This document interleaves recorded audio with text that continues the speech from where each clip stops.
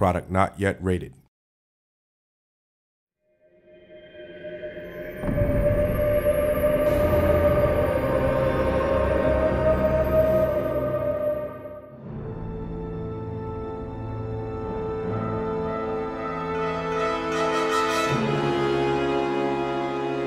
Welcome to the second episode of the Lionhead Video Diary. My name's Peter Molyneux.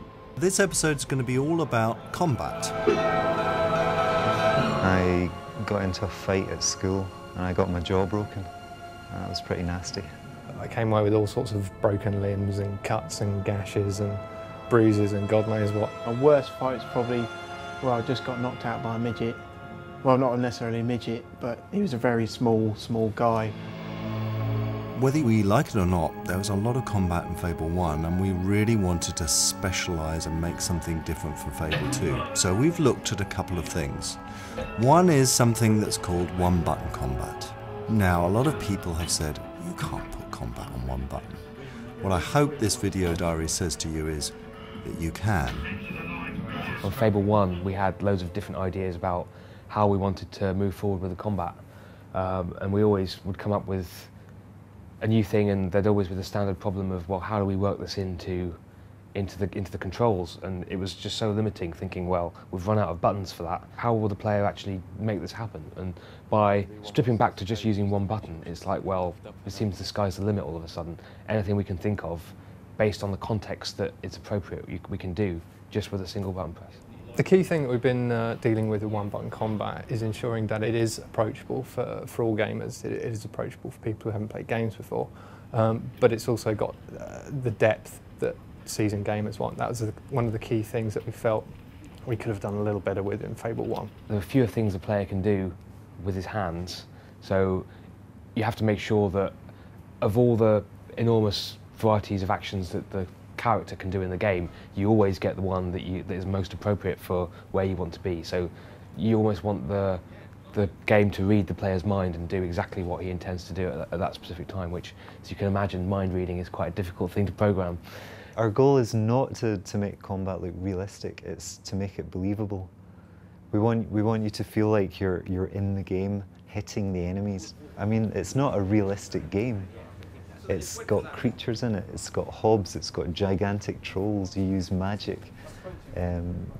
We want the combat to all fit together in this world, and we want the world to be believable. The character in the game, we like to think, is smarter than any character in any game before this, as far as combat's concerned. He always knows where he is, he always knows what's around him, and is going to use all items of the environment that he can to basically cause as much damage to his enemies as possible in the coolest way you can imagine.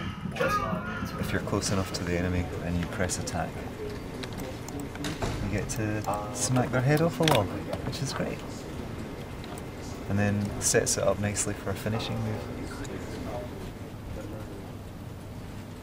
He's going to the loo. We did loads of research. We looked at videos, we looked at games, we just happened to find people around the studio that had life-sized weapons at home. A little bit disturbing. Not completely real, but there were some life-size metal swords brought in, which it was really useful because we could go out into the car park and video ourselves doing specific moves for the hero. We also got a sword master in called Richard Ryan, who showed us how he would actually fight with a sword. Quite a scary guy. He had a guitar case full of weapons and didn't mind getting quite close to us when he was demonstrating swings and things. But that gave us a lot of ideas, a lot of new ideas.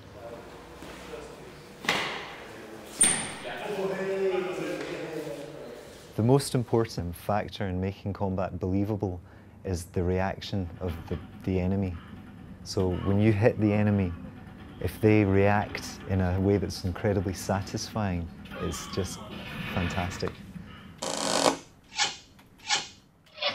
We're looking at perhaps unlocking certain elements of the combat further along down the storyline, so that instead of having everything available from the start, your character becomes more skilled as the story progresses. The most exciting introduction to Fable is the flintlock pistol, which comes with a complete design and style of Fable 2, which is a highwayman. And without Heimerman, you have to have guns. I'm very confident actually that we're going to cover everything that, well, I'll never say everything that a player will want to do because there's some pretty weird players out there from the mail we get. But I'd say 95% of what people want to do, I think we're going to get in there. Absolutely.